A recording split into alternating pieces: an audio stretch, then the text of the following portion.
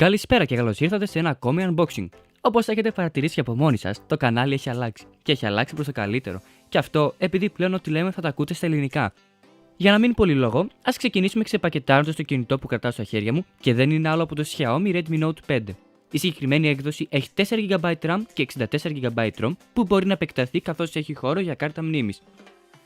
Με το που ανοίξουμε το κουτί, θα συναντήσουμε τη συσκευή η οποία είναι σε μαύρο χρώμα και αμέσως μετά το φορτιστή, το καλώδιο φόρτισης, διάφορες οδηγίες καθώς και μια θήκη φτιαγμένη από σιλικόνη η οποία προστατεύει και την κάμερα.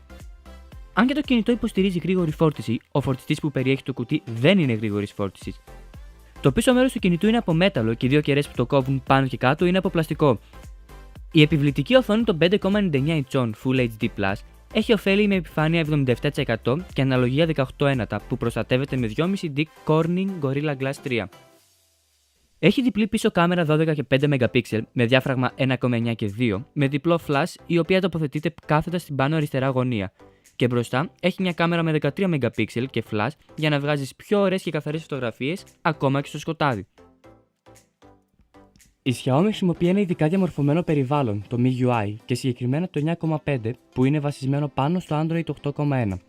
Με την καινούργια αναβάθμιση προσθέθηκε η ενεργοποίηση της οθόνης με διπλό χτύπημα και μεγιστοποίηση της ωφέλιμης επιφάνειάς της αντικαθιστώντας τα κουμπιά της οθόνης με τις τρεις βασικές κινήσεις του δαχτύλου που ενεργοποιούν τα κλασικά πίσω, αρχική οθόνη και πρόσφατες εφαρμογές.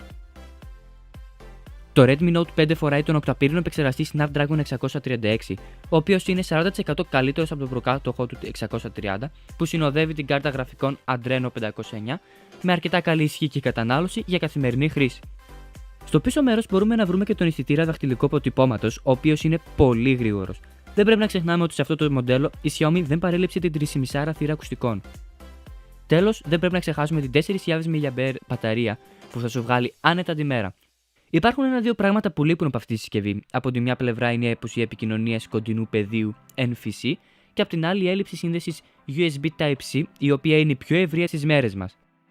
Ο δευτερεύον αισθητήρας προσφέρει το λεγόμενο πορτρέτο ή αλλιώς βάθος πεδίου και βοηθά στο να θολώνει το φόντο για να εστιάσεις στο θέμα που θες να φωτογραφίσεις. Μπορεί να τραβήξει βίντεο 1080p αλλά και 4K μέσω της εφαρμογής Open Camera, link της οποίας θα υπάρχει στην περιγραφή. Έχει ένα μόνο ηχείο και τοποθετείται δίπλα στη θύρα φόρτισης, το οποίο είναι αρκετά δυνατό και καθαρό.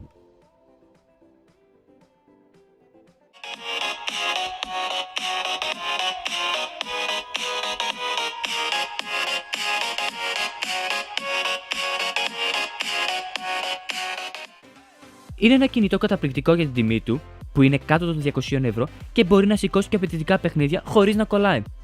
Όπως καταλάβατε κι εσείς, ήρθαμε στο τέλος ενός ακόμη unboxing. Εάν σας άρεσε, κάντε like, subscribe και μην ξεχνάτε να πατήσετε το κουδουνάκι για να βλέπετε πρώτοι όλα τα βίντεο που ανεβάζουμε.